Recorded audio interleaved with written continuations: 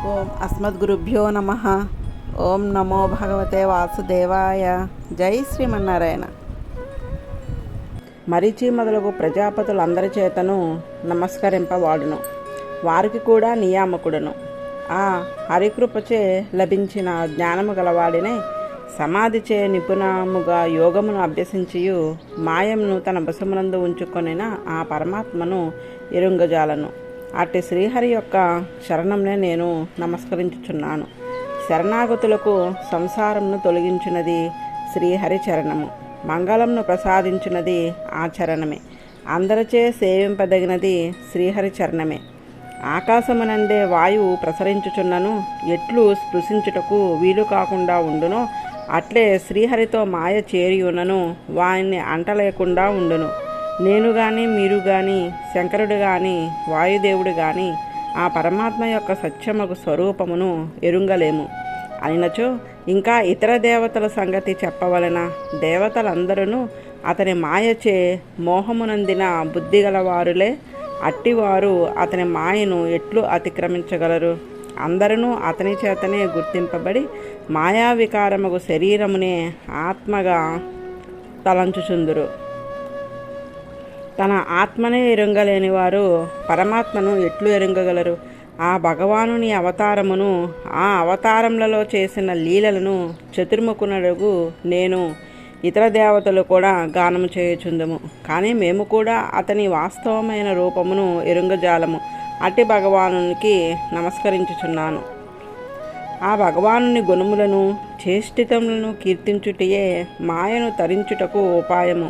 కర్మాధీనముకు జన్మలేని ఆ నారాయణుడే సకల విశ్వమునకు కారణముగు పరమపురుషుడు. అతడే ప్రతికల్పమునందును తానే తనయందే తన సంకల్పము చేతనే ఈ జగత్తును సృజించును, పాలించును, సంహరించును. అతడు చేయు ఈ జగద్వ్యాపారము అనడి కర్మ పుణ్యపాప రూపములకు కర్మలచే కలిగినది కాదు. అతనికి ఈ సృష్టి వ్యాపారముచే పుణ్యము పాపము ఏర్పడవు. ఆ పరమాత్మ స్వరూపము తనంత తానే తనకు ప్రకాశించుచున్నది. అది పరాధీనమగు ప్రకాశము కలది కాదు. మరి ఒక దాని ఆపేక్షే లేకయే తాను తనంతగా నిలవగలిగినది. స్వరూపముచే ధర్మముచే వికారము నందనది. అచేతనమగు ప్రకృతి స్వరూపముచే మార్పునందును, జీవుడు స్వభావముచే మార్పునందును. కానీ పరమాత్మ ఏ విధముగానూ మార్పు నందడు. కోరబడేది వస్తువులన్నిటినీ తాను ఎల్లప్పుడూ అతడు కలిగి ఉండును గాన కోరి పొందదగిన దేదియో అతనికి పరిమితము కాదు. తనతో సమానుడు గాని అధికుడు గాని లేనిది. ఓ నారద, ఋషులు జ్ఞానులు ప్రశాంతమగు అంతఃకరణము ఇంద్రియములు వాసనలు కలవారులై పరిశోధించి ఆ పరమాత్మ తత్వము చేతనులకు జీవుల కంటే అచేతనమగు ప్రకృతి కంటే ప్రత్యేకమైన స్వభావము కలదిగా ఎరింగిరి. యోగ్యమగు జ్ఞానము అంతఃకరణము కలవారులు ఊహలు కందులేమో గాని విశ్వాసము శ్రద్ధ లేని వారి హేతువాదములకు ఆ తత్వము అందదు, మరుగుపడును. ఇంకా భగవానుని అవతారములను చెప్పెదను వినుము. విష్ణువు యొక్క మొదటి అవతారము విరాట్ పురుషుడు. కాలము స్వభావము చేతనాచేతనములు స్థూల వ్యవస్థలో సూక్ష్మావస్థలోనున్న పృథివ్యాది వికారములు సత్వాది గుణములు ఇంద్రియములు అంతరిక్షము ఈ లోకమునందరి స్థావర జంగమములు అతని విభూతులే. సృష్టి చేయు నేను రుద్రుడు యజ్ఞము ప్రజాపతులు నారదుడు మొదలగు ఋషులు లోకపాలకులు దేవ మనుష్య పక్షి వృక్షాదులు పాతాళాధిపతులు గంధర్వులు విద్యాధరులు చారణులు వాణి అధిపతులు యక్షరక్షోగణములు ప్రభువులు నాగలోకాధిపతులు ఋషిశ్రేష్ఠులు పితృదేవతలు దైత్యులు సిద్ధులు దానవులు వారి అధిపతులు ప్రేత పిశాచ భూతములు వాణి అధిపతులు ఆయా క్షుద్రదేవతలు జలచరములు మృగములు వాణి అధిపతులు కూడా అతని విభూతి అయి ఉన్నవి, అనగా అతనిచే నియమింపబడుచున్నవి. లోకములో ఐశ్వర్యము గలవి, తేజస్సు గలవి, ధారణా సామర్థ్యము గలవి శ్రీ హ్రీ. లోకములో అందరి చేత నియమింపబడు వర్ణమంతయు ఆ పరమపురుషుని విభూతియే. బుద్ధి ఆశ్చర్యమని చెప్పబడినవి ఆ విరాట్ పురుషుని విభూతియే, అనగా అతనిచే నియమింపబడినవే. ఇట్లు విశ్వమునందు గల సకల పదార్థములను సకల భావములను తన రూపముగా గల విరాట్ పురుషుడు ఆ భగవానుని మొదటి అవతారము. ఆ పరమపురుషుని లీలావతారములుగా ప్రధానముగా కొన్నిటిని పెద్దలు పేర్కొందరు. వానిని విన్నచో చెడు కథలను వినుటిచే చెవుల కంటిన దోషములు తొలగిపోవును. ఇవి పరమ పవిత్రములు, ఇవి పరమసుందరములు.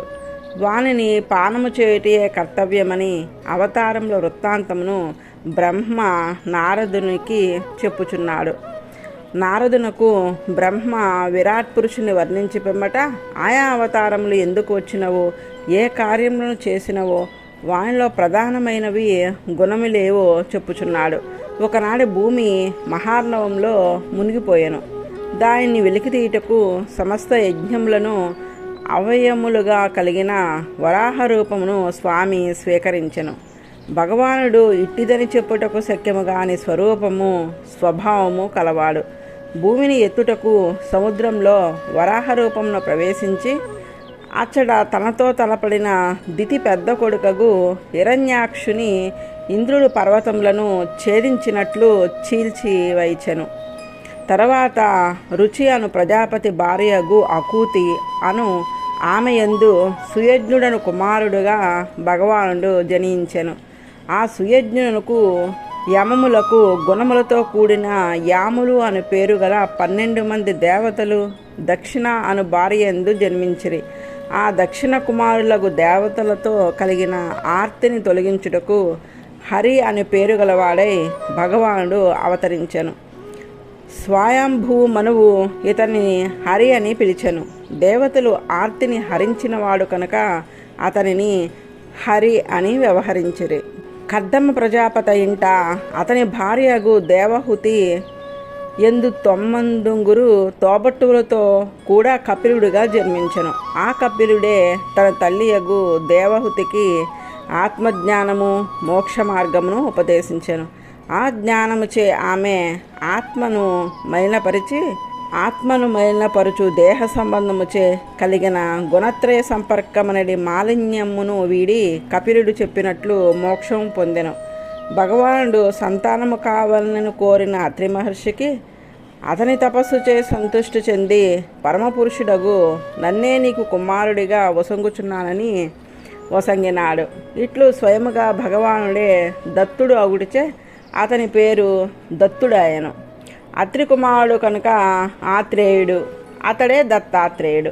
ఆ దత్తాత్రేయునికి పాదపద్మ పరాగముచే పవిత్రమైన హైహయుడు మొదలగు రాజులు అనిమాద్య అష్టైశ్వర్యములను ముక్తిని కూడా పొందిరి. ఇట్లు ఐహిక ఆముష్మిక యోగ సంపదను అనుగ్రహించిన వాడు దత్తాత్రేయుడు. వెనుక నేను లోకములన్నింటినీ సృష్టించగల శక్తిని పొందుటకై తపస్సును చేసి తిని ఆ తపస్సునకు సంతృష్టి నంది ఆ హరి సన అను శబ్దము మొదటిగల 4 కుమారులుగా నా నుండి జన్మించెను. వారే సనక, సనాతన, సనందన, సనత్ కుమారులు. ఆ రూపముగా జన్మించిన ఆ కుమారులే వెనుక కల్పము చివర ప్రళయంలో నశించిన సంప్రదాయము కలిగిన ఆత్మతత్వమును ఈ కల్పంలో ప్రవర్తింపజేసిరి. మునులు వారు చెప్పిన మార్గముననే ఆత్మతత్వమును దర్శించిరి.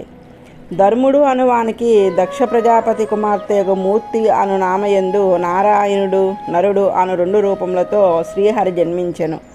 ఆ అవతారములు అత్యధికమగు తపఫలము గలవి.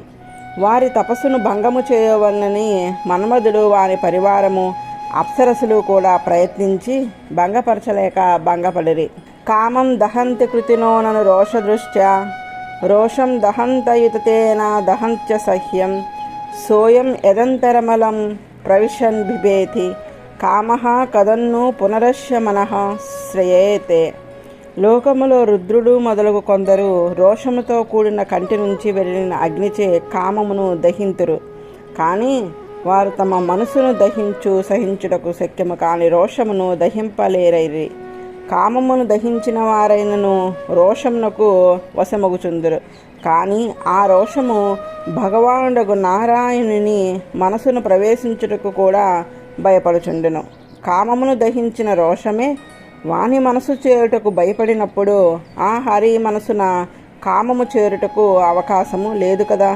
పరమశివుడు కామమును మాత్రం జయించినాడు, కానీ నారాయణుడు కామమును ఆ కామమును జయించిన రోషమును కూడా జయించినాడు. ఉత్తానపాదుడను రాజునకు ధ్రువుడు అను కుమారుడు జన్మించెను. ఆ ధ్రువుని అనుగ్రహించుటకు శ్రీహరి అవతరించెను. సవతి తల్లి అయిన సురుచి మాటలే ములుకులుగా మనసును గాయపరుచుగా బాలుడు అయి ఉండియు ధ్రువుడు తపస్సు చేయుటకు వనమును కేగినాడు. అట్టి తపస్సునకు మెచ్చి ప్రసన్నుడకు శ్రీహరి ప్రత్యక్షమయ్యి అతనిచే స్తుతింపబడి అతనికి ధ్రువముకు స్థానమును ఒసంగినాడు. ఆ ధ్రువము యొక్క పైనున్న ఋషులు క్రిందనున్న ఋషులు కూడా ఆ ధ్రువపదం యొక్క ప్రభావమును ప్రశంసించుదురు.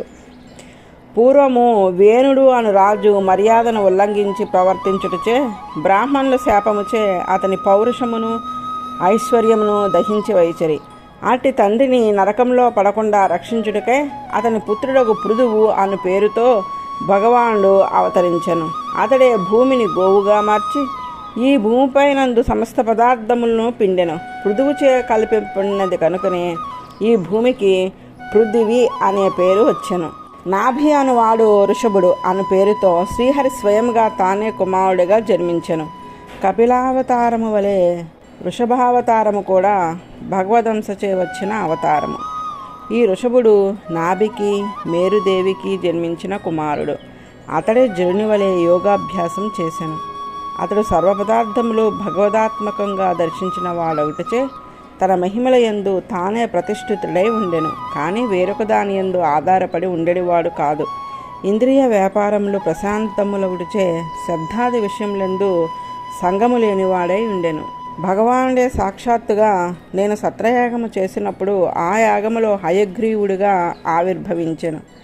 అతని శరీరఛాయ బంగారము పోలి ఉండెను. అతడు వేదమయుడు.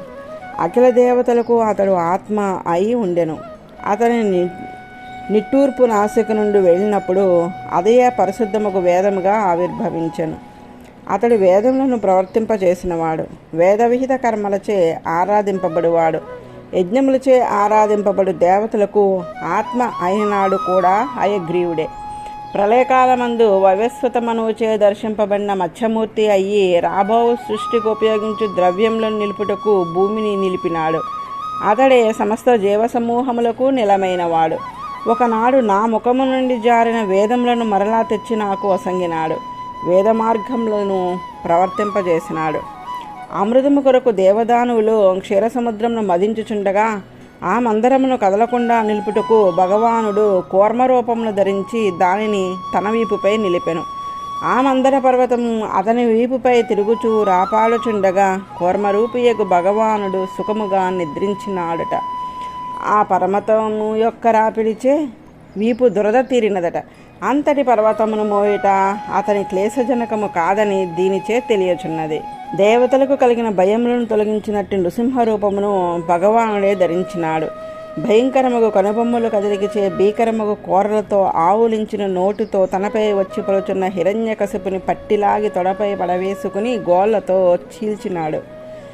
ఒకనొక గజయోధిపతి ఒక చెరువులో దిగి అధికముగు బలము గల ముసలిచే పట్టుబడినది. పోరాడినది. విడిపించుకొనలేక దుఃఖము నొంది తొండముతో తామర పువ్వును పట్టుకుని ఆది పురుష అఖిలలోకనాథ విన్నవారికి మంగళమును కలిగించు నామము గలవాడా పవిత్రము కీర్తి గలవాడా నారాయణ నీవు నాకు రక్షకుడుగా రావాలని నిన్ను శరణు పొందుచున్నాను అని మొరపెట్టుగా అప్రమేయుడగు హరి గరుత్మంతుని భుజములపై అధిరోహించి వచ్చి కృపతో తొండము పట్టి ఏనుగును వెనుకకి లాగి చక్రంతో ముసలి యొక్క నోటిని చీల్చెను. ఆ గజేంద్రుని రక్షించెను.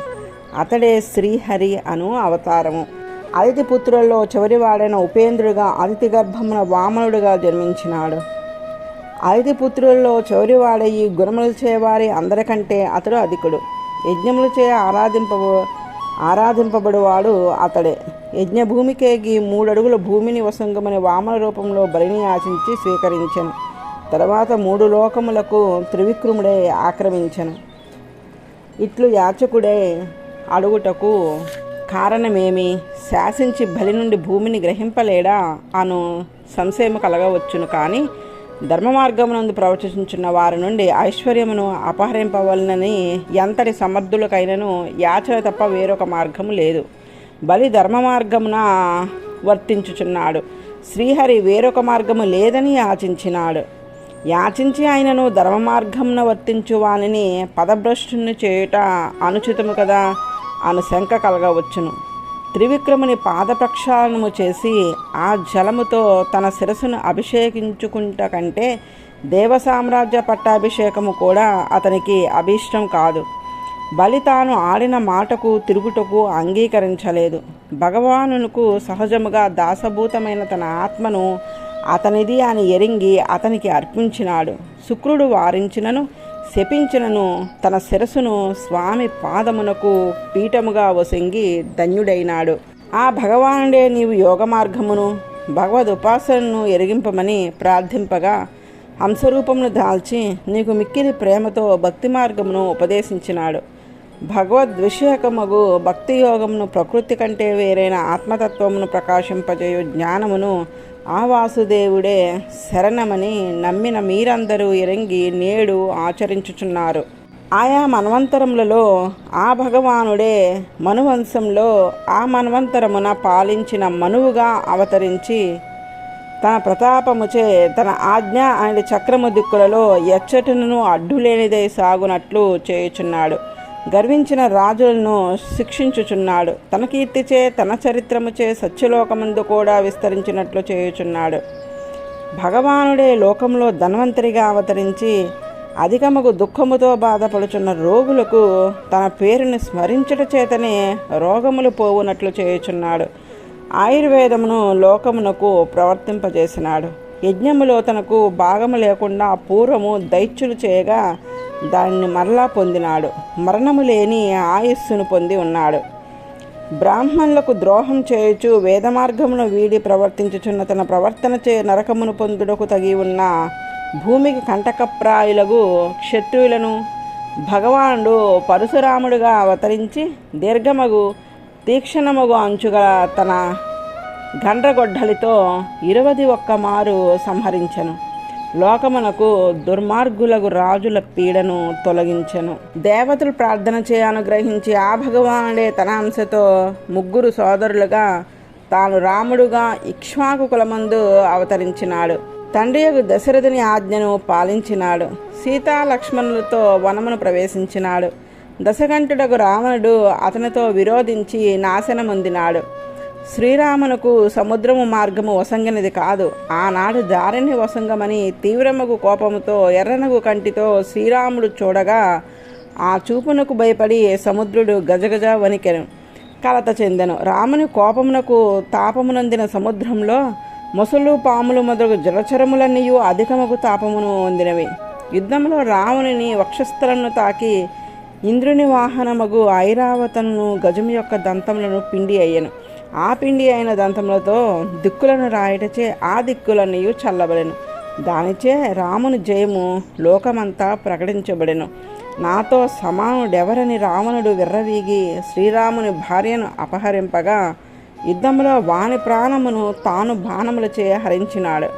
మహాపరాక్రమశాలి శ్రీరాముడు. భగవానుడే శ్రీరాముడై లోకమున ధర్మమును స్థాపించినాడు.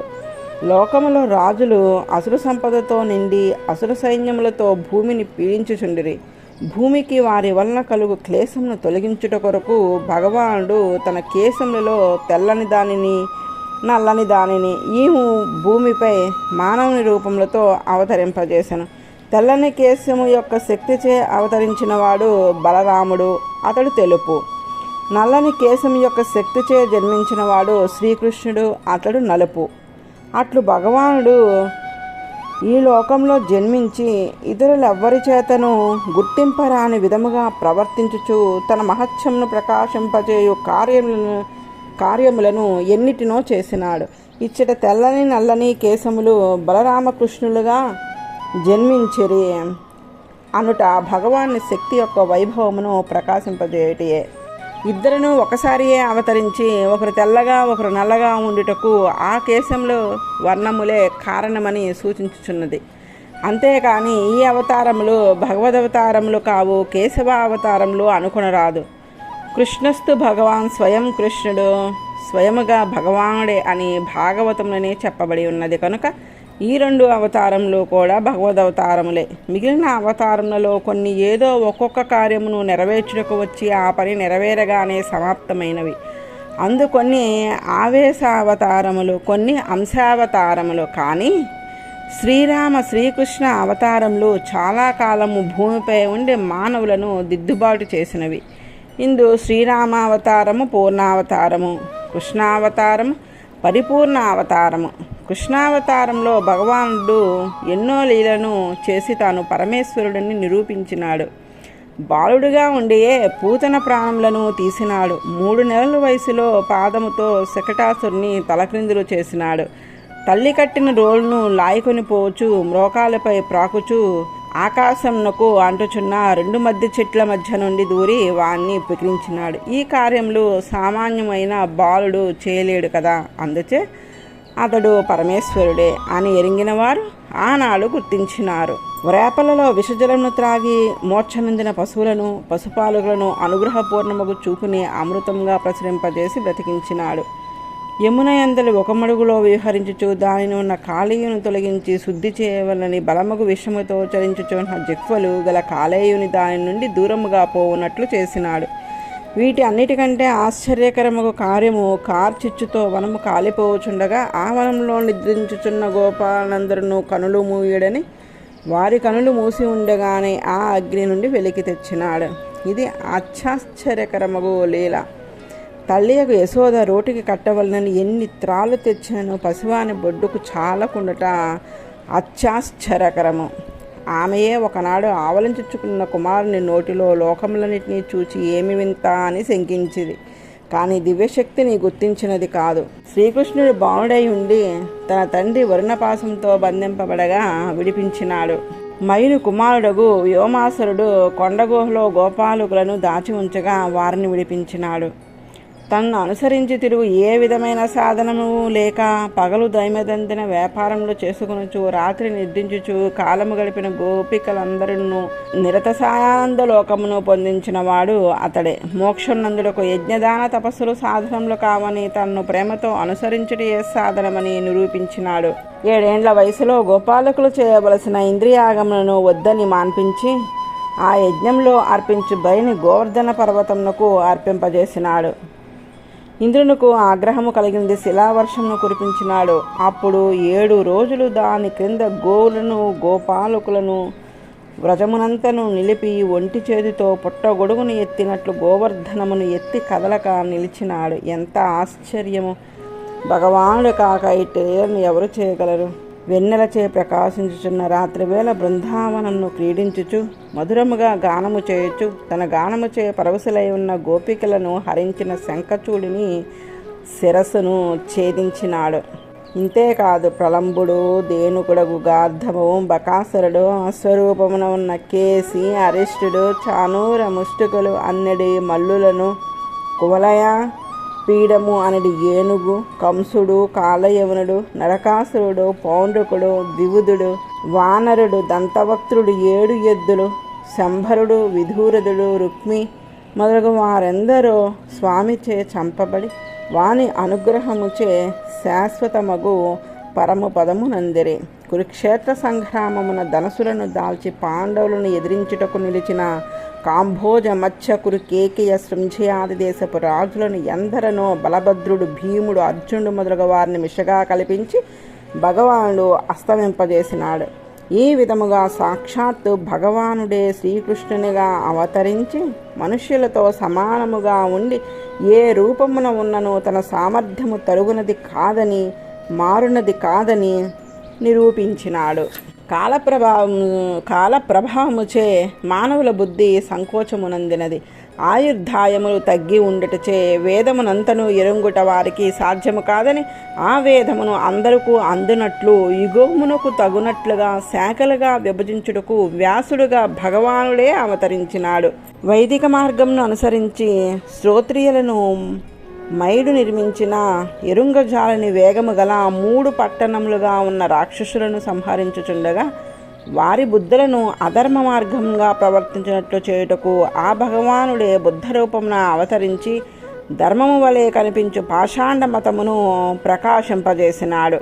ఆ భగవానుని అవతారములను చేష్టితములను వర్ణించుట ఎవరికీ సాధ్యము కాదు. బుద్ధిమంతుడకు పురుషుడు ఎంత ప్రయత్నించినను ఎట్లు భూమి యందల ధూళి కణములను లెక్కింపలేడో అట్లే విష్ణువు యొక్క వివిధ విచిత్రములకు లీలలను ఎవరునూ ఎరుంగజాలరు, కీర్తింపజాలరు. ఆ భగవానుడు 3 పదన్యాసములచే 3 లోకములను ఆక్రమించినాడు. అందరి చేతను కీర్తింపదగిన వీర్యము గలవాడు. దేవతలతో కూడా సత్యలోకమును ఆక్రమించినాడు. అట్టి భగవానుని మహిమను సమగ్రముగా ఎవరు పేర్కొనగలరు? నేను చతుర్ముఖ బ్రహ్మను కానీ సనక సనానందులు కానీ మాయను తన వశమునందు ఉంచుకున్న పరమపురుషుని స్వభావమును ఎరుంగజాలము. మేమే కాదు, సహస్ర ముఖములు గల ఆదిశేషుడు కూడా తన 2000 నాల్కులతో ఆ భగవానుని గుణములను కీర్తించవచ్చును కానీ అంతము చూడలేకున్నాడు.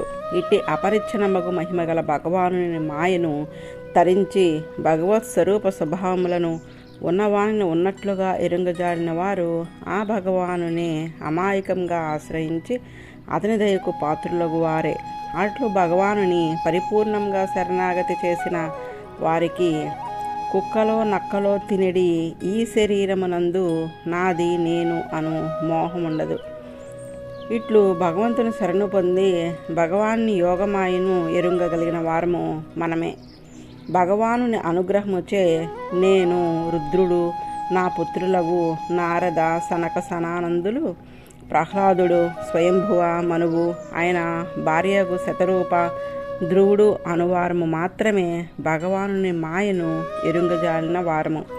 ఇంకను ఇక్షాకువు, ముచుకుందుడు, విదేహరాజు, గాది, అంబరీషుడు, నగరుడు, భీష్ముడు, దిలీపుడు, గయుడు, యయాతి, మాంధాత, అలర్కుడు, రంతిదేవుడు మొదలగు కొందరు రాజులు కూడా భగవదనుగ్రహముచే భగవానుని మాయను ఎరుంగగలవారు గలరు. సౌభరి, ఉదంకుడు, శిబి, దేవలుడు, ప్రహ్లాదుడు, ఉద్ధవుడు, పరాశరుడు, భూరిసేనుడు, విభీషణుడు, హనుమంతుడు, విదురుడు, సీతదేవుడు మొదలగు కొంతమంది భక్తులు కూడా భగవదనుగ్రహముచే భగవానుని మాయను ఎరింగి దాటగలవారైరి. ఉత్తమమైన జన్మ లేకపోయినను కొందరు స్త్రీలు, శూద్రులు, హునులు, శబరులు మొదలగు జీవులు, తిరియక్కులు కూడా భగవానుని లీలలను ఎరింగి దానినే సంతతము ఉపాసించి మహాపురుషుల సంబంధముచే ఈ మాయను ఎరింగి దాటగల వారగుదురు. ఆ భగవత్స్వరూపము అన్ని వేళలా ప్రశాంతంగా ఉండును, భయము ఉండదు, జ్ఞానస్వరూపమైనది, శోకరహితమైనది, పరిశుద్ధమైనది, ఉపనిషత్తుల చేతనే ఎరుంగదగినది. దీనికి కర్మ సంబంధము లేదు. ఆ భగవత్తత్వము చేతన అచేతనములకు విలక్షణమైనది, చేతనాచేతనములలో వ్యాపించి ఉన్నను వాని దోషములంటనిది. ఆ తత్వమే మోక్షము వసంగజాలినది. ఇట్టి భగవత్ స్వరూపమును సంతతము చింతనము చేయువారు మనసును నియమించి సాధించు జ్ఞానమును, స్వర్గాది ఫలములకు సాధనముకు కర్మను సాధనము కాదని విడిచివేతురు.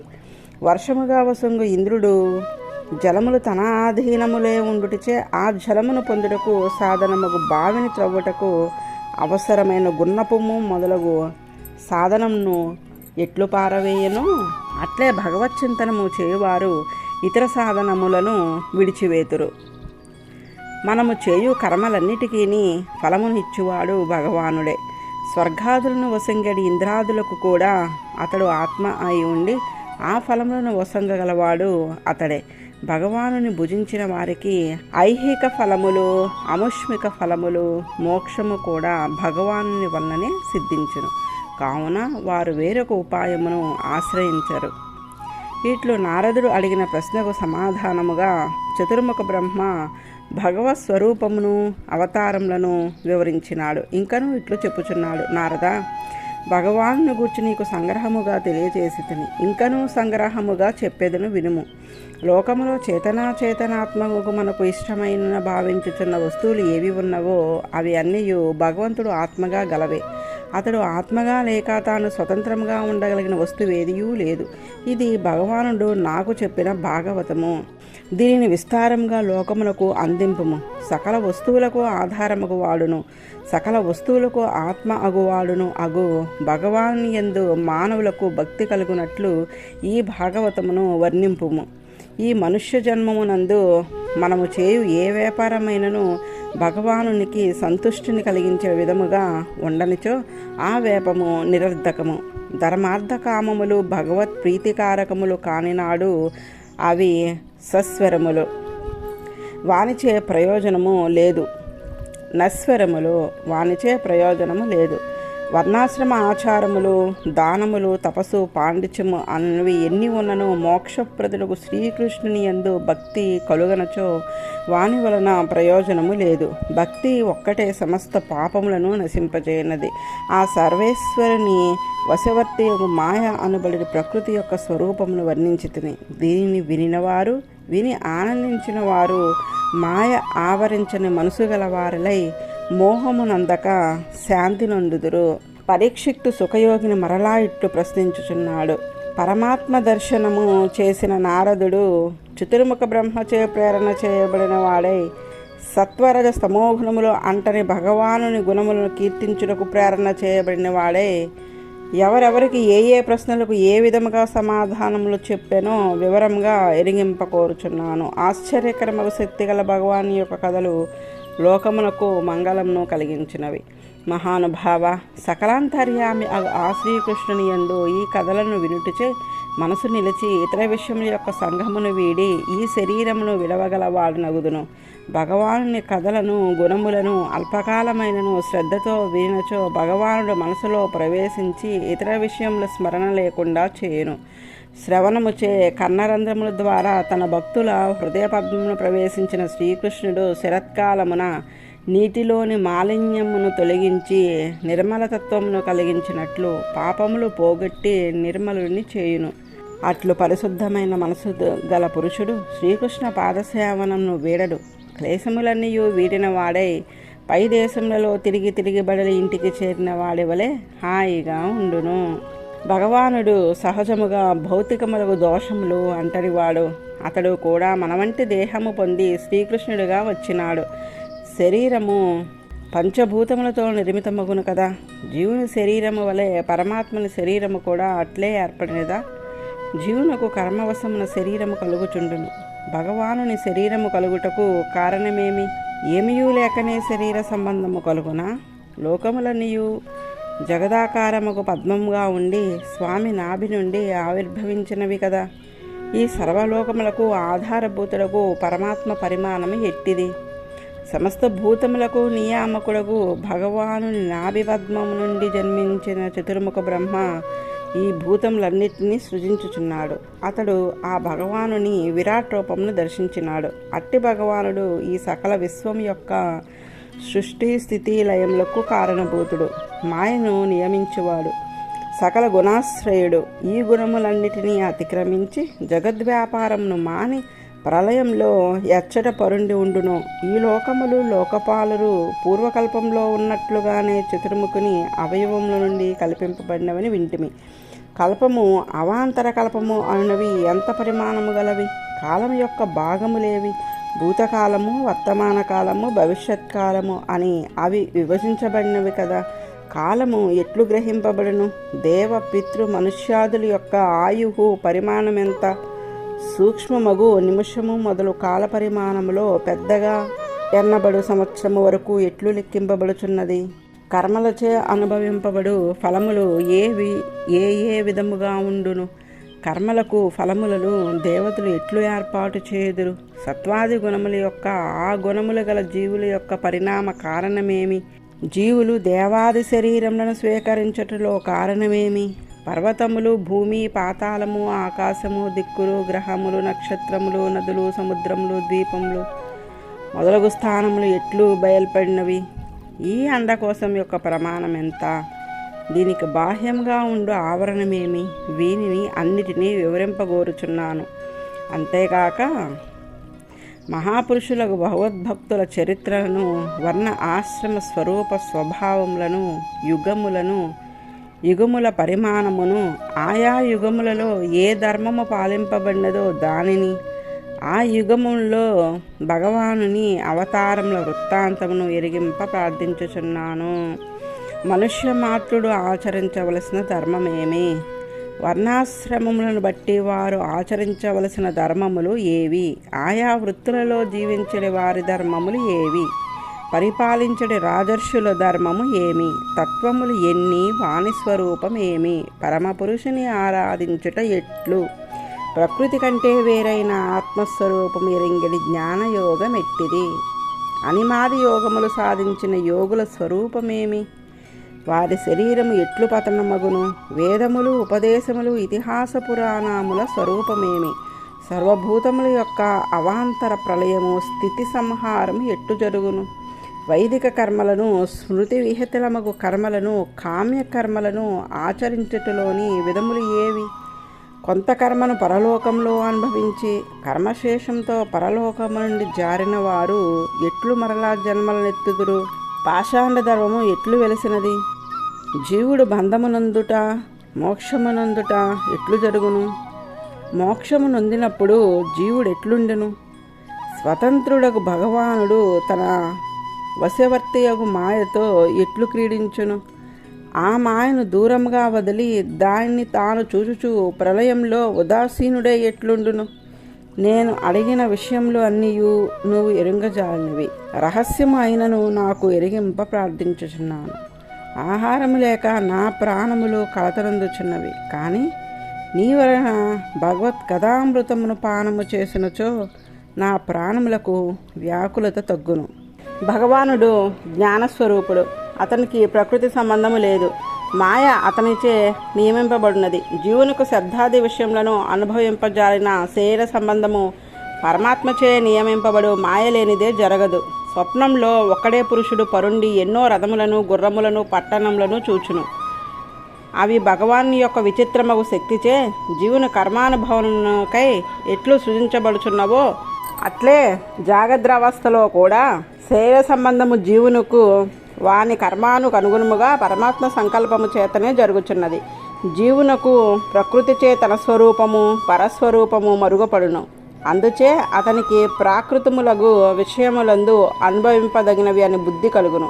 మరలా పాపమును పొందుచుండును. విచిత్రముకు పరిణామము చెందడి భగవన్మాయ అండ్ ప్రకృతిచే మరుగుపడుచున్న జ్ఞానానందము గల జీవుడు దేవ మనుష్య శరీర సంబంధమును పొంది ఆ శరీరములనే తానుగా భావించి తాను అనేక రూపములు నొందినట్లు తలంచుచుండును.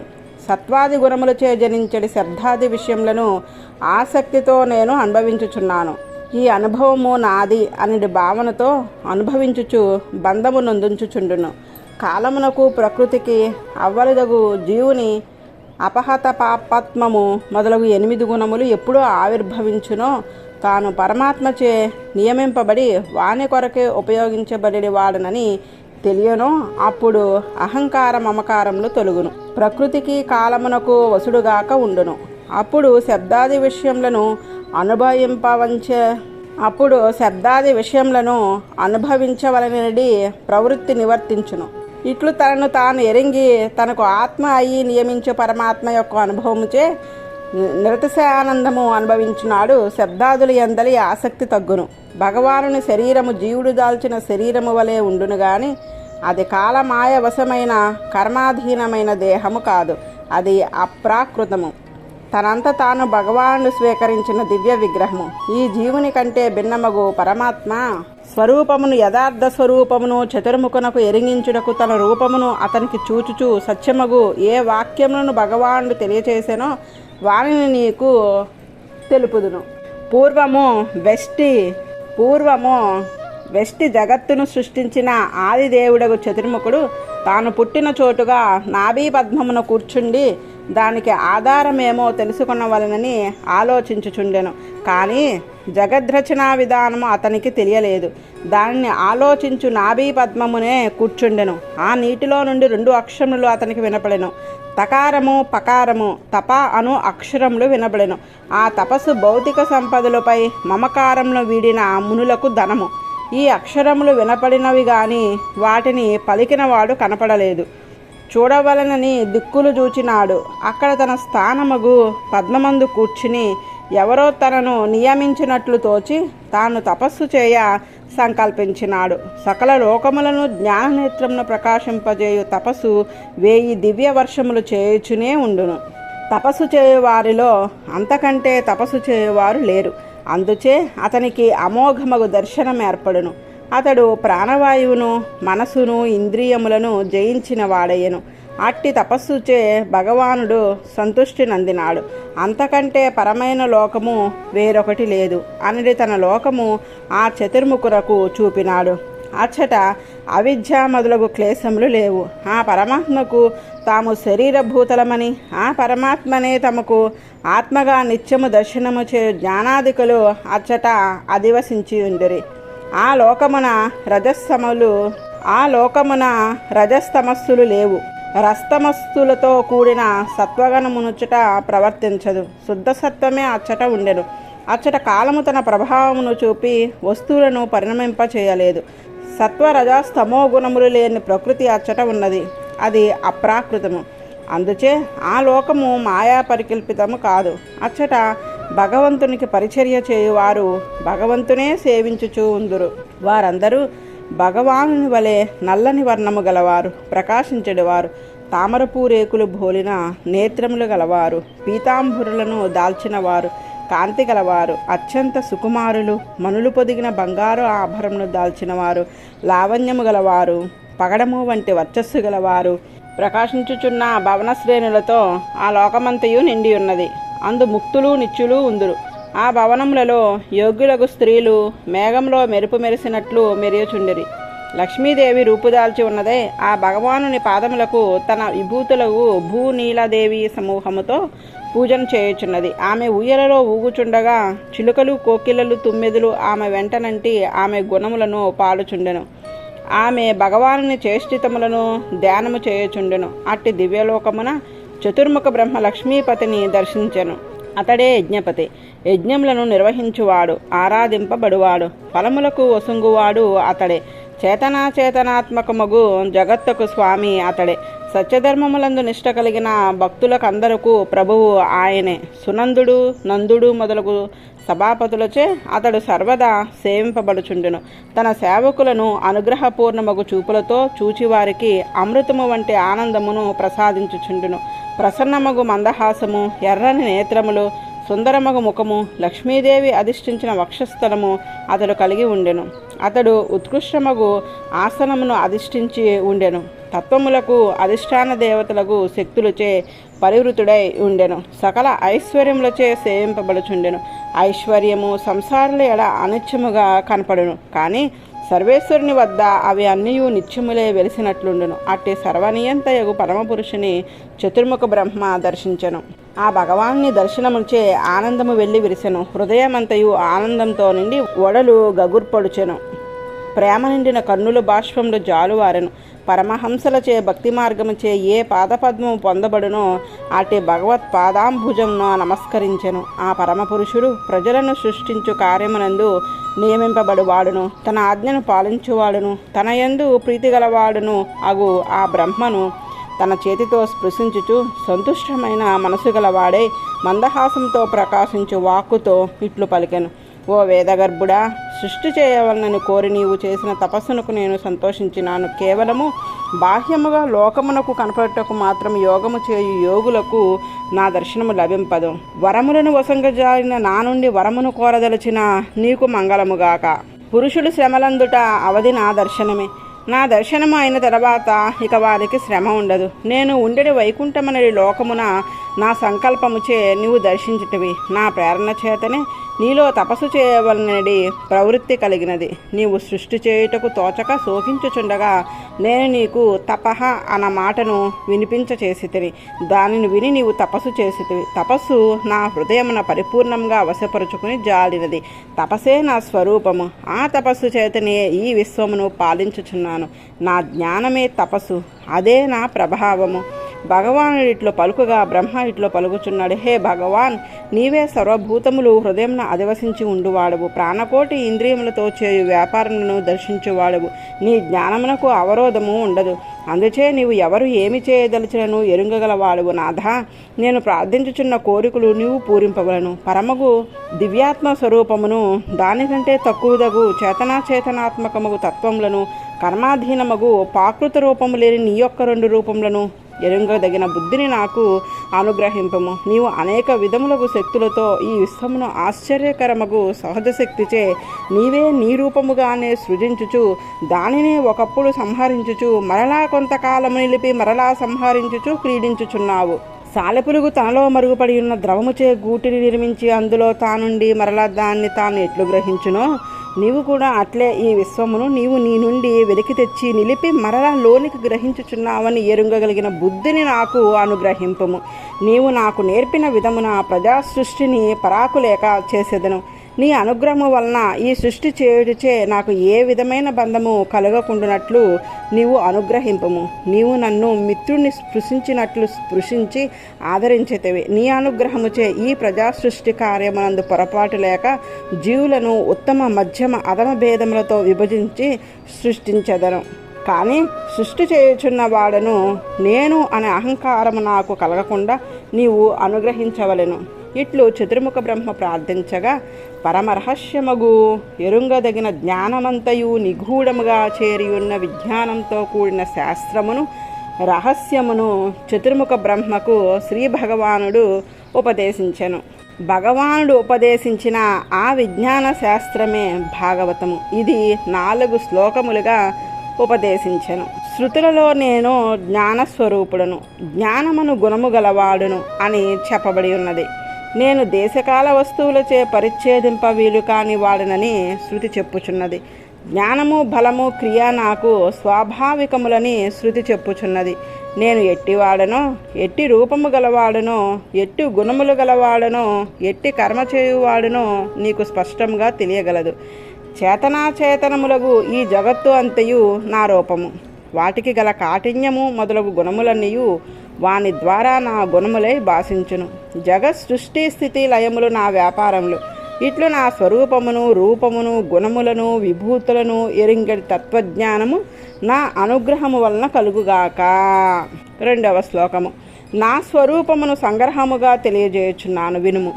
జ్ఞానము గల జీవుల కంటే జ్ఞానము లేని జడముగు అచేతనము కంటే పరమైన వాడును నేను. వానికి ముందు నేను ఉందును. ఈ విశ్వములో సకల వస్తువులు జీవకోటిలోని జడ పదార్థములలోని చేరి ఉండును. నేను ఆ రెండిటిలో చేరినవాడును గాని సృష్టిని ముందు ఈ జీవ ప్రకృతి తత్వములు వేరుగా కనపడక నాలోనే చేరి ఉన్నవి. అప్పుడు నేను ఒక్కడనే ఉంటిని. సృష్టికాలమునందు అంతకుముందు నాకంటే వేరుగా నామరూపములతో కనపడని జీవ ప్రకృతులను వేరుగా ఉంచి దానిలో నేనే చేరి ఉండి నేనే ఆ రూపముతో ఉంటిని.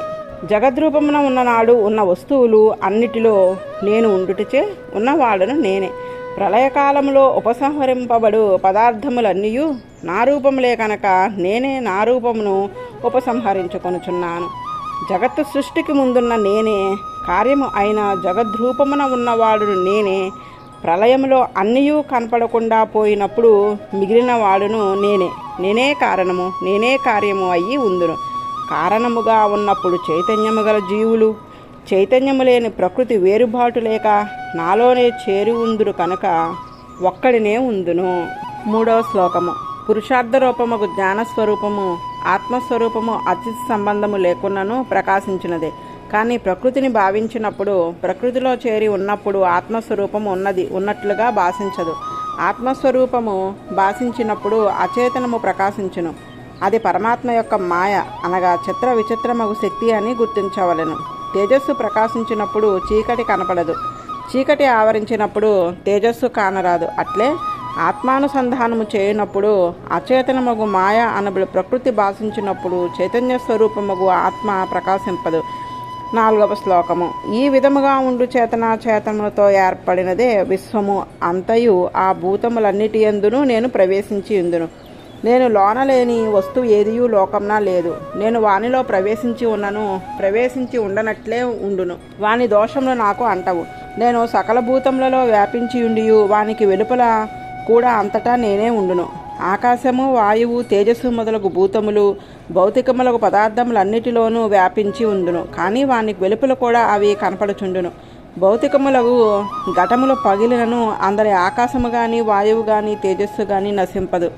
వానికి వాటి దోషములు అంటవు. అట్లే నేను అన్ని వస్తువుల్లో వ్యాపించి ఉన్నను, నాకు దోషములుండవు అంటవు. శరీరమందున్న బాలత్వము, యవ్వనత్వం మొదలగునవి నాకు అంటవు. కావున నీవు అడిగిన ప్రశ్నలకు నీకు సమాధానం తెలియజేసి నీవు నేను ఎంత వాడను అని నా పరిమాణము అడిగితివి. నేను అపరిచ్ఛిన్నుడగు నా స్వభావము నీకు ఎరుంగ చేసి నేను ఎట్లు ఉండును అని అడిగితివి. చైతన్యము గల జీవులు, చైతన్యము లేని ప్రకృతి రెండును ఒకదానికంటే ఒకటి వేరువేరుగా ఉండును. కానీ రెండును నాకు శరీరము వలె నియమింపబడినదగినవై నా చేతనే ధరింపబడి నా కొరకే వినియోగించబడుచుండును. అందుచే నా రూపము ఈ జగత్తు. ఇంకా నా గుణములను గురించి ప్రశ్నించితివి.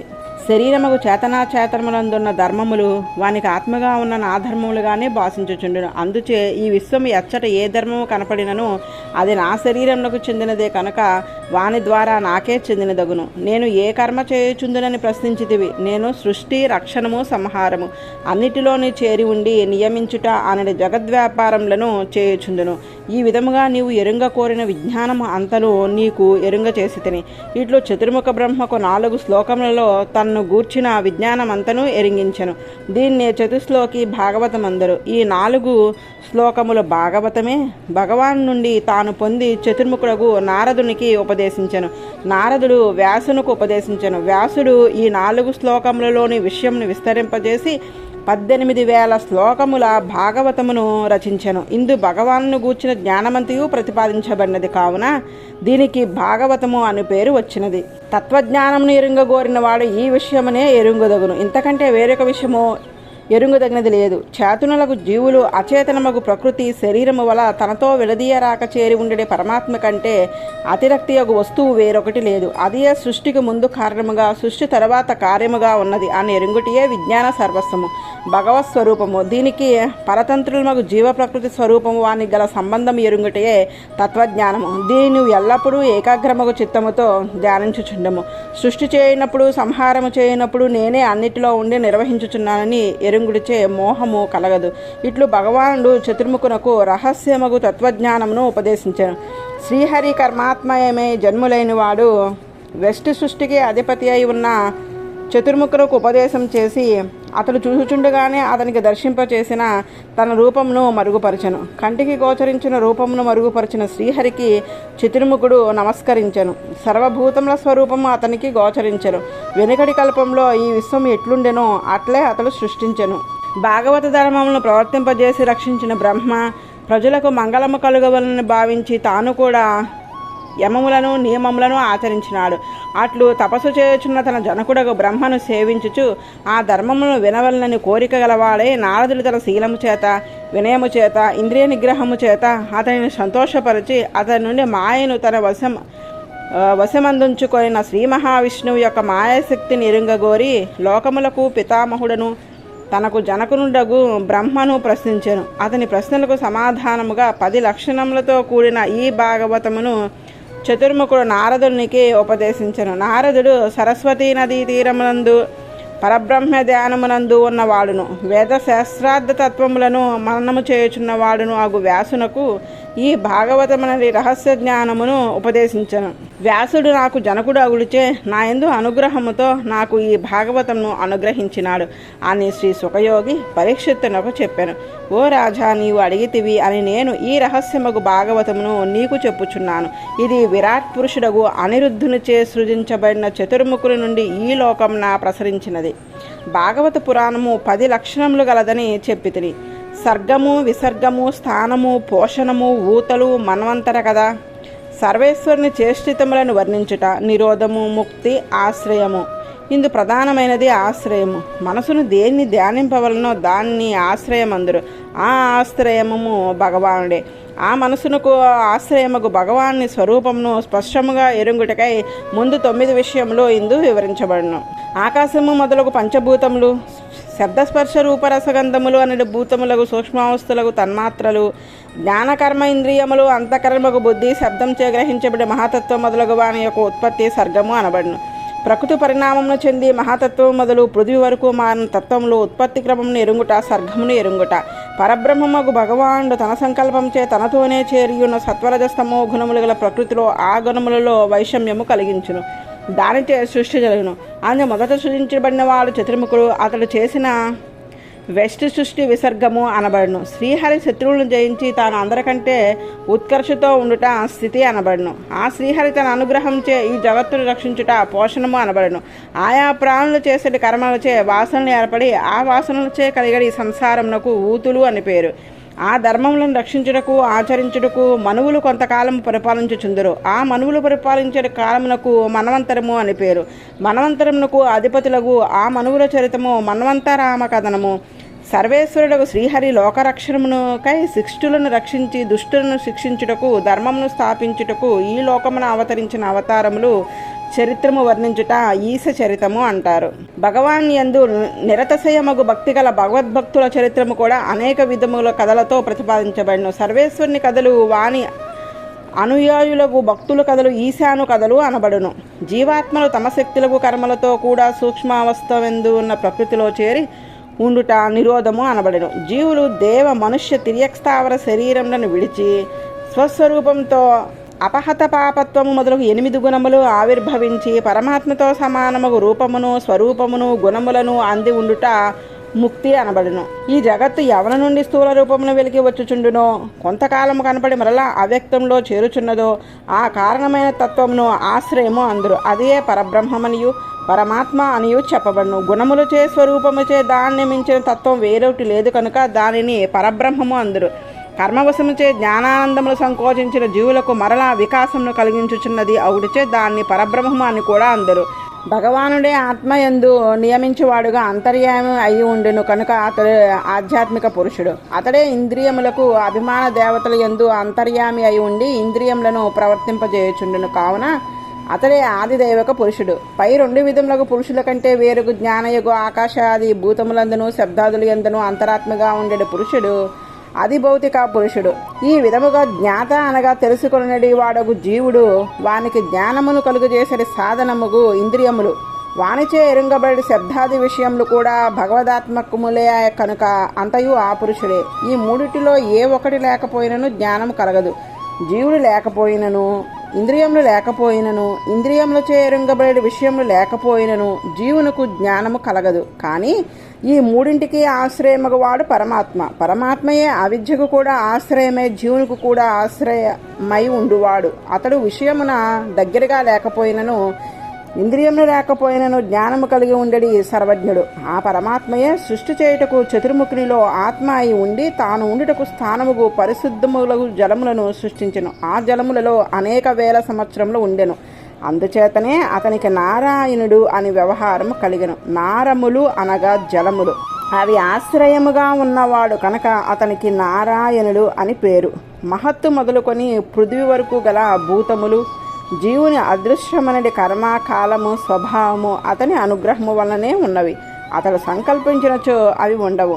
అతడు సృష్టికి ముందు నామరూప విభాగము లేక సూక్ష్మచేతన చేతనములు శరీరం గలవాడే ఒక్కడే ఉండెను. ఆ నారాయణుడే దేవ మనుష్యాది రూపముకు జగత్తుగా మారదలచి తనను గూర్చి తానే తలంచుచు పొరుండెను. దానిని యోగమందరు. ఆ ఆలోచనతో శయనించుటకే యోగ నిద్ర అని పేరు. ఆ శయనం నుండి లేచి తన హంసహగు హిరణ్యమగు వీర్యముచే మాయచే అనగా సంకల్పముచే తానొక్కడే నానారూపములు గలవాడుగా ఉండవలనని సంకల్పించి తన హిరణ్యమగు వీర్యమును జీవుడు శరీరము ఎరుంగదగిన పదార్థములు అను 3 విధములుగా సృష్టించెను. దీనినే ఏ సహాయము లేక సంకల్పము చేతనే చతుర్ముఖునిలో ఆత్మగా ఉండి సృష్టించెను. ఈ విరాట్ పురుషుని వీర్యము అధిదైవము ఆధ్యాత్మము అధిభూతము అని 3 విధములుగా పరిణమించెను.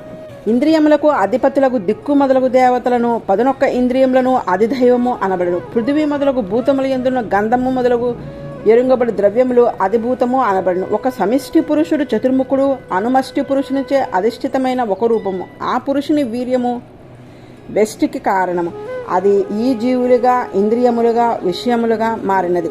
ఇటు ఇంద్రియములకు ఆశ్రయమైనది ప్రాణవాయువు. ఆ సమిష్టి పురుషుడగు చతుర్ముఖుని శరీరమందలి ఆకాశంలో ప్రసరించిన వాయువు వలననే వెష్టి శరీరంలో ప్రాణము సృజించబడను. ఆ వాయువు వల్లనే ఓజస్సు సహస్సు బలము కలిగినవి. ఇవి ప్రాణం యొక్క వ్యాపారములు. ఓజస్సు అనగా ప్రవృత్తి సామర్థ్యము, సహస్సు అనగా వేగ సామర్థ్యము, బలము అనగా ధారణ సామర్థ్యము. ఈ ఓజస్సు సహస్సు బలము అనేవి ప్రాణం యొక్క ధర్మములు. ఆ చతుర్ముఖుని ప్రాణం నుండి ముఖ్య ప్రాణము వచ్చెను. అదియే సకల దేహముల యందు ప్రాణవాయువుగా మారెను. సకల జంతుకోటిలో కలుగు చేష్టలకు కారణమైనది ఆ ప్రాణవాయువు యొక్క చేష్టయే. దాన్ని అనుసరించియే ఇంద్రియములు పనిచేయను. ఆ ప్రాణంను అనుసరించియే ఇంద్రియములన్నీ రాజును అనుసరించి భృత్యులున్నట్లు ప్రవర్తించుచుండును. ఆ చతుర్ముఖుని శరీరంలో కదులుచున్న ప్రాణవాయువుచే వాని శరీరమందల జఠరాగ్ని ప్రదీప్తమగును. దాని చేతనే ఆకలి దప్పిక కలుగును. ఆ ఆకలి దప్పులు కలుగుగానే ఆ చతుర్ముఖుని శరీరంలో ముఖము బయలుపడెను. సమిష్టి పురుషుడకు చతుర్ముఖుని ముఖము నుండియే వెష్టి శరీరములో ముఖములు ఉత్పన్నమయ్యాను. ఆ ముఖమునందు తాలువు అనగా జిహ్వమూలము బయలుపడెను. అచ్చన నాలుక బయలుదేరెను. ఆ జిహ్వ చేత పులుపు కారము మొదలగు రుచులు ఎరుంగబడుచున్నవి. ఈ జిహ్వేంద్రియములకు తాలువు అధిష్టానము, రుచులు దానిచే ఎరుంగబడే విషయము. వరుణుడు దేవత, అట్లే ఆ ముఖము మాట్లాడవలనడి కోరిక కలదాయను. ఆ సమిష్టి పురుషుని ముఖము నుండి వాక్కునకు అభిమాన దేవతగు వహిని, వాక్కు అనేది ఇంద్రియము, ఆ రెండిటి యొక్క వ్యాపారమైన మాట బయలుపడెను. ఇట్లు సమిష్టి పురుషుని శరీరం నుండియే వెష్టి పురుషుల శరీరము అవయవములు నిర్మింపబడినవి. ఆ బ్రహ్మ యొక్క కంఠమునందు చాలా కాలము ప్రాణవాయువు నిరోధింపబడెను. ఆ వాయువు చాలా కాలము ఇటునటు ఊగి వెలుపల వచ్చుటకు నాసికలు ఏర్పడెను. ఆ నాసికకు వాసన చూడవలనడి కోరిక కలిగెను. దానికి వాయువు అధిష్టాన దేవతగా తోడ్పడెను. అప్పుడు నాసిక అధిష్టానముగా దేవత వాయువు గ్రాణము అనేది ఇంద్రియము బయలువడినవి. అప్పుడు దేన్ని చూచుటకు శక్తి లేకుండాటచే తాను లోకమును చూడవలనని బ్రహ్మకు కోరిక కలిగెను. అప్పుడు ఆ సమిష్టి పురుషునకు చక్షురింద్రియము బయలువడెను. ఆ ఇంద్రియము నుండియే వెష్టి శరీరంలో నేత్రములు ఏర్పడెను. ఇప్పుడు కన్ను అధిష్టానము, ఇంద్రియము చక్షువు. ఆ కంటిలో రూపము నెరుగుటకు అభిమాన దేవత సూర్యుడు లేదా వెలుగు. అది గ్రహించే విషయము రూపము. ఇట్లు ఇంద్రియములు అన్నియు సమిష్టి పురుషుల్లో ఏర్పడి వెష్టి శరీరమును కలిగినవి. వేదములలో తెలియజేయబడి జ్ఞానం ఎరుగుటకు కోరిక కలిగిన సమిష్టి పురుషునకు కర్ణములు ఏర్పడెను. ఆ కర్ణములు యందు శ్రోత్రము అని ఇంద్రియము ఏర్పడెను. అది శబ్దమును గ్రహించును. స్తోత్రమునకు అభిమాన దేవత దిక్కులు. తర్వాత ఆ పురుషునకు వస్తువుల యొక్క మెత్తదనము, గట్టిదనము, వెచ్చదనము, చల్లదనము గ్రహించవలనని కోరిక కలిగెను. అప్పుడు చర్మమును ఇంద్రియం అధిష్టానముగా త్వక్కు అనేది ఇంద్రియమును బయలుదేరును. దానికి వాయువు అభిమాన దేవత. దానిచే గ్రహించబడినది స్పర్శ, తేలిక, బరువు మొదలగు వారిని గ్రహించినది కూడా త్వగ్గింద్రియమే. త్వగ్గింద్రియము బాహ్య చర్మమునందు అంతర చర్మమునందు కూడా ఉండును. బాహ్య చర్మమును స్పర్శ తెలియను, అంతర చర్మమును దురద తెలియను. రెండు చోట్లను త్వగ్గింద్రియము స్పర్శ అనే గ్రహించును. దానికి వాయుదేవత. సమిష్టి పురుషుల్లో ఇచ్చుట పుచ్చుకునుట మొదలగు కర్మలు చేయవలని కోరిక కలిగెను. అప్పుడు అతనికి చేతులు బయలుపడెను. ఆ చేతుల నుండియే వెష్టి శరీరంలో చేతులు ఏర్పడను. పాణి అన్నది ఇంద్రియము, దానికి హస్తము స్థానము. ఈ ఇంద్రియమునకు ఇంద్రుడు అధిష్టాన దేవత. హస్తద్వయము ఆశ్రయించి ఉండు పాణి అను ఇంద్రియమునకు ఇచ్చుట పుచ్చుకొనుట మొదలగున వ్యాపారములు.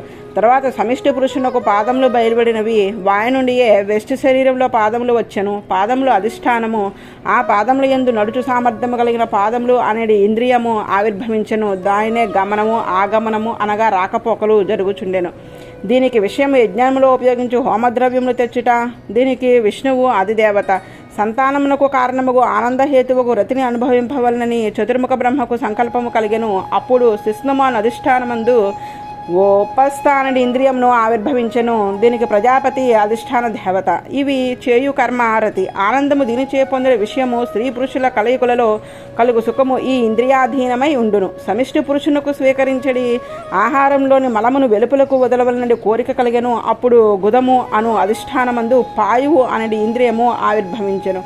దానికి మిత్రుడు అధిష్టాన దేవత. లోనున్న మలమును విడుచుటకు దీని యొక్క వ్యాపారము. శరీరము నుండి వేరు శరీరంలోకి వెళ్ళవలనని కోరిక సమిష్టి పురుషునికి కలిగెను. అప్పుడు ఆ బ్రహ్మకు నాభి అను ద్వారము బయలుపడెను. ఆ నాభి ద్వారమందు ఆపానము అను వాయువు ఇంద్రియముగా ఉండును. ఆ ఆపానము వలన మృత్యువు ఏర్పడును. దీనిని అధిష్టాన దేవత మృత్యువు. దీనివల్లనే జీవుడి శరీరంను వీడిపోవును. అన్నమును నీటిని లోపలకు స్వీకరించవలను కోరిక కలుగుగానే కడుపులోని ప్రేగులు ఏర్పడును.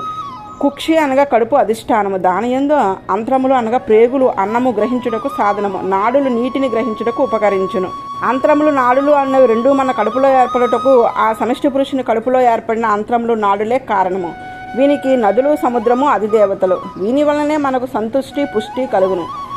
తిన్నది త్రాగినది చాలును అనిపించుట తుష్టి.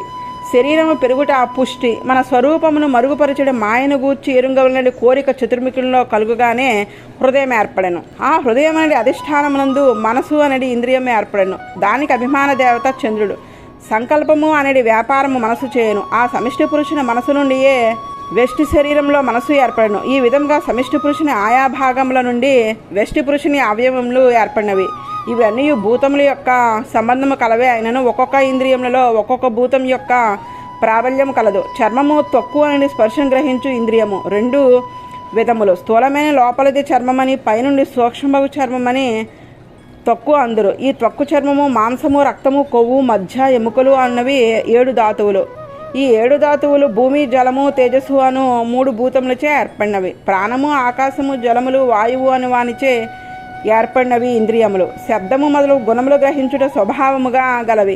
శబ్దము మొదలగు గుణములు భూతాది అను అహంకారం నుండి పుట్టినవి. ఇంద్రియములు కూడా ఆ భూతాతి అనే అహంకారం నుండే వెలువడినవి. మనసు, కామము, సంకల్పము మొదలగు సర్వ వికారములకు ఆశ్రయమైనది. బుద్ధి అన్నిటినీ ఎరింగడి స్వభావము కలది. అది ఏ మహతత్వము. ఈ చేతనాత్మకముగు దేవ మనుష్య తిర్యక స్థావర రూపముగు శరీరములతో నిండిన ఈ అండము భగవాన్ యొక్క స్థూల రూపము కంటే ఆవల సూక్ష్మతరముగు పరిశుద్ధ ఆత్మస్వరూపము కూడా భగవాన్ రూపమే. అది చాలా సూక్ష్మమైనదొకటిచే కన్ను మొదలగు ఇంద్రియములచే గ్రహింపబడదు. కావున అది అవ్యక్తము. శబ్ద స్పర్శాది గుణములు లేనిదొకటిచే అది నిర్విశేషము. అందుచే ఇంద్రియములచే గ్రహింపబడదు. అది వాక్కునకు మనసునకు అందనిది. దేవుడు మనుష్యుడు అని వ్యవహరింపబడే నామములకు కానీ బుద్ధికి కానీ గోచరం కానిది. ఆది మధ్యము అంతము లేనిది. ఇది 3 కాలముల యందు ఉండు నదుడిచే ఒక కాలమును పుట్టినది, ఒక కాలమందు ఉన్నది, ఒక కాలమందు పోనది అని చెప్పుటకు వీలు కానిది. ఈ విధంగా ప్రకృతి మండలంను దాటి ఉన్న ముక్తాత్మ స్వరూపము కూడా భగవాన్ని రూపము. ఈ 2 రూపములు కూడా ఉపాసకులు తన మనసునకు శుభాశ్రయముగా ఆశ్రయించుటకు తగినవి. సర్వజ్ఞుడు అయిన పరమాత్మ యొక్క సంకల్పాధీనమైన స్థితి కలవి కనుక అవి ధ్యానమునకు ఉపకరించినవి కావు. ప్రకృతితో కూడి ఉన్న జీవులు అవిద్యచే ఆవరింపబడిన వారు కనుక వారు అపరిశుద్ధులు. వారు ధ్యానింపతగరు. ముక్తి పొంది ప్రకృతి సంబంధం లేకపోయినను ఆత్మల సహజముగా పరిశుద్ధములు కావు కనుక వాణ్ణి కూడా ధ్యానింపతగదు. వేదాంతములచే ప్రతిపాదించబడిన ఆదిత్యవర్ణము సర్వజగదాకారము అయిన పరమాత్మ రూపమే ఉపాసించుతుంది. వీటిని అన్నిటినీ భగవాన్ని విభూతిగా ఉపాసన చేయవచ్చును కానీ భగవతత్వముగా ఉపాసింపరాదు. భగవానుడే శబ్దములుగా ఆ శబ్దములచే ప్రతిపాదింపబడు అర్థములుగా ఏర్పడినాడు. కర్మకు వశము కాని వాడే తన సంకల్ప మాత్రము చేత విశ్వమునంతను తన నుండి బయల్పడినట్లు చేసి తాను అందజేరి వాని దోషములు ఏవి తనకు అంటక ధరించి నియమించుచుండును. ప్రజాపతులు, మనువులు, దేవతలు, ఋషులు, పితృదేవతలు, సిద్ధులు, చారణులు, గంధర్వులు, విద్యాధరులు, అసురులు, గుహ్యకులు, కిన్నెరలు, అప్సరసులు, నాగములు, సర్పములు, కింపురుషులు, ఉరగములు, రాక్షసులు, పిశాచములు, ప్రేతములు, భూతములు, వినాయకులు, కూష్మాండములు, ఉన్మాదములు, బేతాళములు, యాతుదానులు అనే రాక్షసులు, గ్రహములు, పక్షులు, మృగములు, పశువులు, వృక్షములు, కొండలు, ప్రాకృతి జంతువులు మొదలగు వారిని అన్నిటినీ ఆ భగవానుడే లోన ఉండి ధరించుచున్నాడు. తల్లి కడుపులో ఉండి మావిలో ఉండి పుట్టినవి అనగా జరాయుజములు, గుడ్డుగా పుట్టి బయలువడినవి అండజములు, చెమట వలన పుట్టేడు పేలు మొదలగు స్వేదజములు, భూమి నుండి మొలుచుచున్నవి ఉద్భిజములు అనేది 4 రకముల జీవరాశి. దేవతలు, మనుష్యులు, తిరక్కులు అనగా పశుపక్షాదులు, స్థావరములు, కొండలు, వృక్షములు మొదలగు వాణ్ణి కూడా భగవానుడే ధరించుచున్నాడు. చేతనులు అనగా చైతన్యం గల జీవులు, అచేతనములు అనగా చైతన్యము లేని జడము ప్రకృతి కూడా ఆ భగవాను చేతనే ధరింపబడుచున్నది. నీటిలో ఉండినవి, భూమిపై ఉండినవి, ఆకాశం నందుండినవి కూడా ఆ భగవాను చేతనే ధరింపబడుచున్నవి. ఇట్టి శరీరములతో జీవులు చేయు వ్యాపారముల వలన ఉత్తమములు, మధ్యమములు, అధమములు అగు ఫలములు సిద్ధించుచుండును. సత్వము, రజసు, తమసు అనే గుణముల వలనే ఆయా దేహములు కలుగుచున్నవి. సాత్వికముగు కర్మలకు ఫలముగా సుఖముతో నిండిన దేవ శరీరము వచ్చును. రజోగుణము వలన సుఖము దుఃఖము కలిసి ఉండేది శరీరములు, స్థావర జన్మములు వచ్చును. వీరిలో కూడా మరల ఒక్కొక్క తమోగుణము వలన దానిలో 3 రకముల వారు ఉందురు. కావున కర్మలచే కలిగిడి ఫలములు అనంతములుగా ఉండును. ఈ విధముగా భగవానుడు చతుర్ముఖ బ్రహ్మలో తాను ఆత్మగా ఉండి సృష్టి చేయును. వరాహ రూపమును, మీన రూపమును, కూర్మ రూపమును, హంస రూపమును దాల్చి తిర్యగ్రూపమైన ఉండియు, రాముడు, కృష్ణుడు మొదలగు నరరూపమున ఉండియు, వామనుడు, యజ్ఞుడు మొదలగు దేవరూపమున ఉండియు ఈ విశ్వమును స్వయముగా పాలించును. అతడే ధర్మమే శరీరంగా గలవాడే లోకమును పోషించును. ఒకనాడు అతడే కాలము అనగా మృత్యువునకు, అగ్నికి, రుద్రునకు తాను ఆత్మగా ఉండి వారిని తన శరీరముగా ధరించి వారి ద్వారా ఈ విశ్వాంను కల్పాంతమునందు అణిగిపోవునట్లు చేయును, సంహరించును. గాలి మేఘమును లేకుండా చేయనట్లు భగవానుడే విశ్వంను లేకుండా చేయును. జీవుని వ్యాపారములు కర్మాధీనములు, పరమాత్మ చేయు జగద్వ్యాపారములు కర్మాధీనము కావు. భగవానుడు జ్ఞాన, శక్తి, బల, ఐశ్వర్య, వీర్య, తేజస్సులు చే అధికుడు. అతడు జ్ఞాన శక్త్యాదులు కలిగిన బ్రహ్మ రుద్రాదుల కంటే పరిపూర్ణ జ్ఞానము కలవాడగుటిచే భాగవతోత్తముడు. జ్ఞానులు బ్రహ్మవేత్తలు ఇట్టువాడుగా భగవాన్ని గుర్తింపజాలరు. పరమాత్మ తనచే సృజించబడిన జగద్రూపమున ఉండును. సృజించబడు జీవుడనుగా ఉండును. అతడు జన్మ లేని వాడయ్యును జన్మించును. తానే జన్మించి వాడయ్యి తాను జన్మింపబడిన మనకు ఉపనిషత్తులు చెప్పుచున్నవి. అది ఎట్లు కుదురునో ఎరంగవలను. పరమాత్మ తాను స్వరూపముచే జన్మింపడు. సృజించబడిన వాడు తానే అగును. అతడు స్వరూపముచే జన్మ లేనివాడు కానీ చేతనాచేతనములు సృజించబడుచుండును. కనుక వారిలో ఆత్మగా ఉండుటిచే తానును పుట్టుగలవాడే అగును. భగవానుడు ఈ జగత్తులకు కర్త అగునా కాదా? జీవుల వలె ప్రకృతి వికారములకు ఇంద్రియములతో కూడిన శరీరముతో సృష్టించువాడు కాడు. కనుక శరీరాధీనమగు కర్తృత్వము అతనికి లేదు. సంకల్పమాత్రముచే అతడు సృజించును. కనుక అతడు కర్తయే. ప్రపంచము వలె కర్మాధీనమగు జన్మలు పరమాత్మకు లేవు. తన సంకల్పముచే తాను జన్మించును. అందుచే జన్మ లేనివాడని జన్మించుచు అని ఉపనిషత్తులు చెప్పును. భగవానుకు జన్మము, కర్మము మొదలగునవి తన సంకల్పంచే కల్పించబడినవే. ఆ సంకల్పమునకే మాయా అని పేరు. మాయా వయునం జ్ఞానం అని నిఘంటువులో మాయకు జ్ఞానము పర్యాయ పదముగా చెప్పబడినది. భగవద్గీతలో భగవానుడు సంభవామి ఆత్మ మాయయా, నా సంకల్పము చేతనే నేను జన్మింతును అని చెప్పాను. అందుచేత భగవానుడు తన మాయచే అనగా తన సంకల్పముచే జన్మ లేని తన యందు జన్మను, కర్మను కలిగించుకొనుచున్నాడు. ఇంతవరకు బ్రహ్మ యొక్క మహాకల్పము, అవాంతర కల్పము సంగ్రహముగా చెప్పబడినది. ఈ కల్పమునందు వలనే ఇతర కల్పములనందు కూడా సృష్టి ప్రళయములు జరుగుచుండును. ప్రకృతి యొక్క వికారములకు మహత్తు మొదలగు పృథివీ వరకు బయలుపడిన మార్పులకు ప్రాకృత సృష్టి అని పేరు. వాని యొక్క కలియికచే సృష్టింపబడిన వెష్టి రూపములకు వైకృత సృష్టి అని పేరు. ఇక ముందు కాలం యొక్క పరిణామమును, కల్పం యొక్క లక్షణమును తెలియచేసెదను. పాద్మకల్పమును నీకు వివరించదను వినుము అని సుఖయోగి పరీక్షిత్తునకు అతడు అడిగిన ప్రశ్నలకు సమాధానంగా చెప్పాను. ఇట్లు సూతుడు చెప్పుచున్న భాగవత పురాణమును శ్రవణము చేయుచున్న సౌనక మహర్షి నైమిసారణ్యంన సూతుణ్ణి ఇట్లు ప్రశ్నించినాడు. విదురుడు విడుచుటకు శక్యము కాని బంధువులను వదిలి భూమండలమును గల తీర్థములను సేవించుటకు వెళ్ళని చెప్పిరి కదా. అతడు మైత్రేయుణ్ణి ఎచ్చట కలిసినాడు. ఆత్మజ్ఞానమును ఆ మైత్రేయుని వలన ఎట్లు ఎరింగినాడు? విదురుడు అడగగా మైత్రేయుడు ఎరింగించిన తత్వమును మాకు తెలియగోరుచున్నాను. విదురుడు బంధువులను విడుచుట, మైత్రేయునితో కలియుట మొదలగు వృత్తాంతమును మీరు తెలపవలసినదిగా కోరుచున్నాను. ఇట్లు సౌనకుడు ప్రశ్నింపగా వెనుక పరీక్షిత్తు ప్రశ్నింపగా మహామునియగు సుఖయోగి అతని ప్రశ్నను అనుసరించినట్లు ఎట్లు సమాధానము చెప్పేదనో వినుడు అని సూతుడు చెప్పుచున్నాడు. ద్వితీయ స్కందము సమాప్తము. జై శ్రీమన్నారాయణ.